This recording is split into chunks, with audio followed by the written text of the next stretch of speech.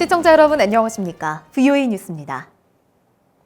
한국을 방문한 스티븐 비건 미 국무부 대북정책 특별대표가 5일 북한 측 협상단을 만날 것으로 전해졌습니다. 트럼프 대통령은 북한이 경제대국이 될 수 있다면서도 핵무기를 가진 채로는 그렇게 못할 것이라고 못 박았습니다. 박승혁 기자의 보도입니다. 지난 3일부터 한국을 방문 중인 스티븐 비건 특별대표는 4일 청와대를 방문해 정의용 국가안보실장과 비공개 면담을 했습니다. 청와대는 비건 대표와 정 실장이 미북 실무 협상을 앞두고 서로의 협상 전략을 듣고 의견을 주고받았다고 밝혔습니다. 비건 대표는 5일 판문점에서 북한 협상단을 만날 것으로 알려졌으나 구체적인 일정과 동선은 아직 공개되지 않았습니다. 미 국무부는 앞서 비건 대표의 방한 계획을 발표하며 비건 대표가 북한 측과 만나 비핵화 목표 진전을 위한 다음 단계를 논의할 것이라고 밝힌 바 있습니다. 한편 도널드 트럼프 대통령은 앞서 주말 미국 방송과의 인터뷰에서 북한 비핵화 협상에 성공할 가능성이 높다고 말했습니다. 자신과 김정은 위원장의 관계가 환상적이며 미북 관계도 역대 그 어느 때보다 좋다는 것입니다. That doesn't mean we're going to make a deal, but certainly I think we have a very good chance of making a deal. 그러나 북한에 대한 투자와 경제 지원을 포함하는 성공적인 협상은 북한 비핵화를 전제로 한다는 점을 재차 확인했습니다. It has a chance to be one of the great economic countries in the world. He can't do that with nuclear weapons, and he can't do that on the path they're on now. 트럼프 대통령은 또 미북 정상회담의 정확한 날짜와 장소는 5일 밤 국정연설이나 그 직전에 발표할 것이라고 덧붙였습니다. VOA 뉴스 박승혁입니다.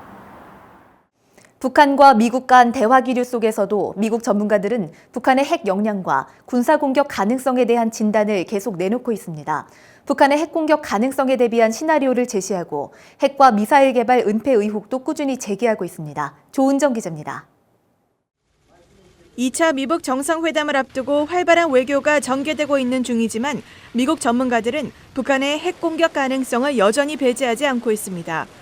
최근 북한의 핵 역량 확대에 따른 한반도의 4가지 문제를 분석한 랜디 연구소의 브루스 베넷 선임 연구원은 북한은 선제 핵 공격이 가능하다는 원칙을 가지고 있다고 지적했습니다.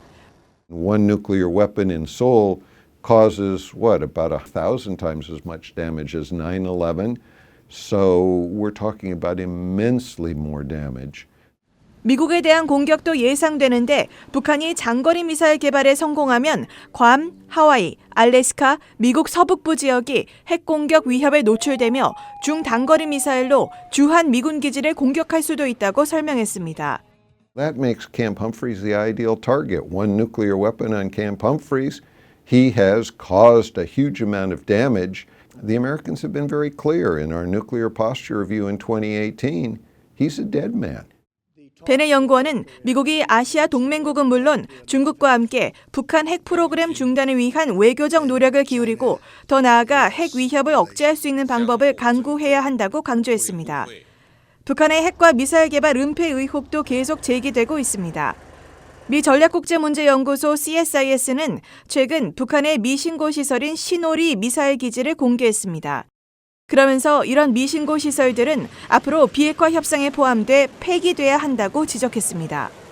I believe that, objective, in-depth research with corroborating facts and imagery are the best way to understand the issues, whether they be nuclear, whether they be ballistic missile, chemical or biological. 미북 간 대화가 진행되는 중에도 미국의 전문가들은 북한의 대량 살상 무기 개발 역량과 사용 가능성에 대한 심도 있는 분석을 이어가고 있습니다. VOA 뉴스 조은정입니다. 아베 신조 일본 총리와 앙겔라 메르켈 독일 총리가 4일 도쿄에서 정상회담을 열고 북한 등 영내 문제를 논의했다고 밝혔습니다. 두 정상은 특히 북한의 완전한 비핵화, 일본인 납북자 문제의 조기 해결을 위해 함께 협력하기로 했습니다.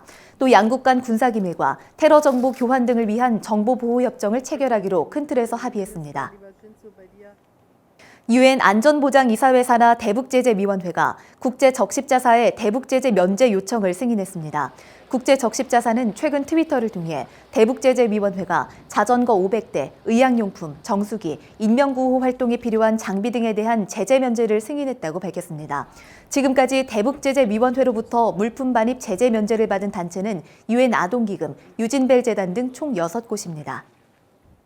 미국 CBS 방송의 설문조사 결과 응답자의 58%가 2차 미북 정상회담을 열어선 안 된다고 답했습니다.